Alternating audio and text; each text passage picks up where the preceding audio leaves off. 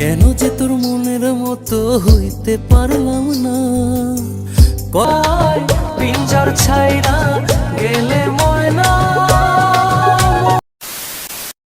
বর্তমান এবং এক সময়ের ব্যাপক জনপ্রিয় কণ্ঠশিল্পী হচ্ছে কাজী শুভ, যার অসংখ্য সেট এবং রোমান্টিক গান এখনও কোটি ভক্তের হৃদয়ে শিহরণ জাগিয়ে তোলে।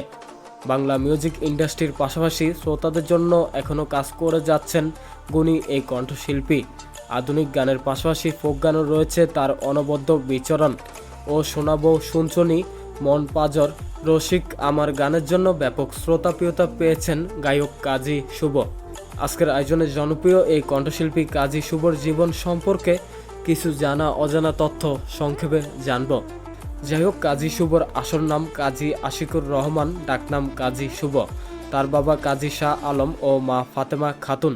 তিনি 29 ডিসেম্বর 1984 সালে বরিশালের বিজয়পুরে জন্মগ্রহণ করেন। তিনি দুই ভাই বোনদের মধ্যে কনিষ্ঠ। শৈশব থেকেই গান ও গানের মধ্যে তিনি বেড়ে উঠেছেন। গানে তার দীক্ষা শুরু হয় বাবার হাত ধরে তবলা শেখার ধারা। প্রাতিষ্ঠানিকভাবে তিনি প্রথমে খুলনার এসো গান শিখে থেকে এবং উদয়চি থেকে তবলা বাজানো শিখেছিলেন। তার বাবা বিজিএমসি খুলনায় চাকরি করায় শুভ খুলনায় ছিলেন। যদিও শুভ তবলা বাজানো শিখেছে, তবে গান গাওয়ার প্রতি তার খুব আকর্ষণ ছিল। তিনি তার বড় ভাই কাজী আতিকুর রহমানের কাছ থেকে অনুপ্রাণিত হন গান গাইতে। তার বড় ভাইয়ের ডায়েরি থেকে তিনি অনেকগুলো গান মুখস্থ করেছিলেন।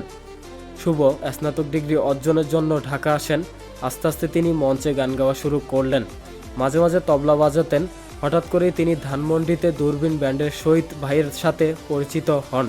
শহীদ তাকে বলেছিলেন, তুমি লোকসঙ্গীত ভালো গাইতে পারো, তুমি দূরবীন ব্যান্ডে যোগ দিতে পারো।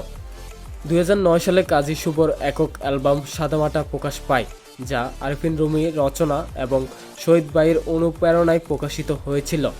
অ্যালবামের লোকগানগুলোর মধ্যে ছিল সোনা বউ, তুমি বিনে আকুল পরাণ, অজর শ্রাবণ, নীলিমা ইত্যাদি। এরপরে শুভ বিভিন্ন মিশ্র অ্যালবামে গান গাওয়া শুরু করেন। আবার 2012 সালে শুভর দ্বিতীয় একক অ্যালবাম সাদামাটা 2 প্রকাশ পায়। এতে গানগুলো লিখেন আরিফিন রুমি। 2013 সালে মনের আকাশ নামে আরও একটি অ্যালবাম প্রকাশিত হয়। 2014 সালে শুভর তৃতীয় একক অ্যালবাম সাদামাটা 3 প্রকাশিত হয়। এখানে সুরকাররা হলেন আরিফিন রুমি ও রাফি। আর চতুর্থ অ্যালবাম দাগা 2016 সালের ঈদ উল ফিতর উপলক্ষে প্রকাশিত হয়। তার পঞ্চম অ্যালবাম মায়ার আগুন একই বছর ঈদ উল আজহা উপলক্ষে প্রকাশিত হয়। এছাড়াও তিনি আরও একক এবং ডুয়েট গানে কণ্ঠ দিয়ে তুমুল সাড়া ফেলেছেন। পাজরে শুধু তুমি আছো, তুই বড় বেঈমান রে বন্ধু, তুই মনটাই আমার ভেঙে দিয়ে ভালোবেসে সইতে রাজি, ভালোবেসে সইতে রাজি। প্রেম হইল যে সর্বনাশা, লোকে বলে কু হলো না কারো সাথে মিললে প্রেমেতে। বর্তমান ভাইরাল কণ্ঠশিল্পী প্রসঙ্গে কাজী শুভ বলেন, বর্তমানে ভাইরাল হওয়া সহজ, তবে তা ধরে রাখা, জনপ্রিয়তা ধরে রাখা এত সহজ নয়।